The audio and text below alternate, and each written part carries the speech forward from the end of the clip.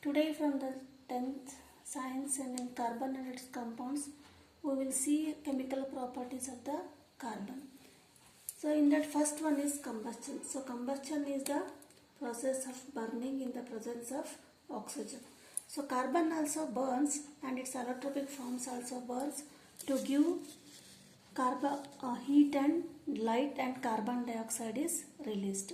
So how will you write? Carbon and its allotropic forms undergoes combustion by burning in oxygen to form carbon dioxide, and they release lot of heat and light.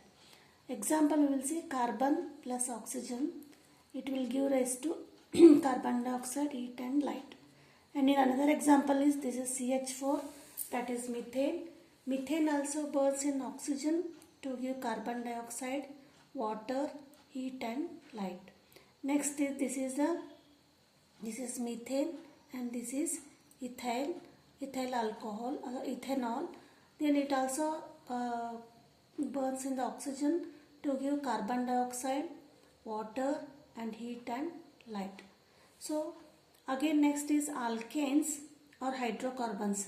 Saturated hydrocarbons, they give generally clean flame. So when we burn the carbon compounds, they are both saturated and unsaturated compounds.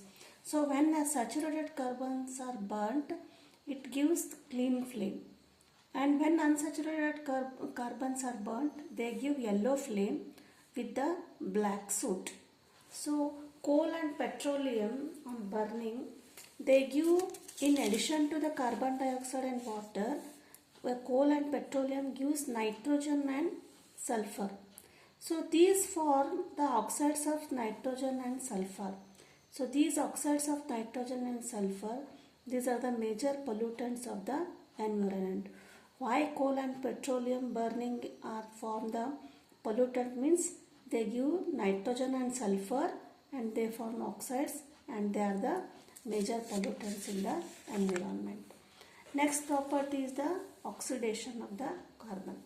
So we have studied in the first chapter, oxidation means gaining of oxygen or the removal of hydrogen atom.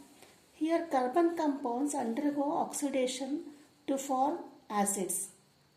So there in the combustion, carbon dioxide is released, and here oxidation, they form oxides. For example, ethanol and they undergo oxidation, and here in the presence of alkaline KMnO4. KMnO4 is a potassium permanganate, and acidified Kr2Cr2O7, potassium dichromate. So these are oxidizing agent. So when they undergo oxidation, we get acetic acid. So the formula for acetic acid is CH3COOH and CH3CH2OH. This is the formula for the ethanol. So oxidation means here how it is called oxidation. Here in the CH3CH2OH, hydrogen and oxygen, one hydrogen is removed from this molecule and CH3 remains similar, and from the CH2OH one hydrogen is removed and one oxygen is added from this KMnO4 to this molecule. It will become CH3COOH. Therefore we say that this ethanol is oxidized to acetic acid. So then what are oxidizing agents? Some substances, they are capable of adding oxygen to the others. So here Kr2Cr2O7 and KMnO4, they are able to give the oxygen from them to ethanol. So therefore these are the oxidizing agents, and ethanol gets oxidized to the acetic acid by adding oxygen. And next important property is substitution reaction. Actually the saturated hydrocarbons, they are unreactive, they do not react easily, but when they react with chlorine when they heat it, so in which hydrogen atoms are replaced by the chlorine. For example, we will see methane. This is a saturated hydrocarbon. Here CH4 plus Cl2, here one hydrogen atom is replaced by the chlorine atom and it will become chloromethane. CH3Cl and acid is formed.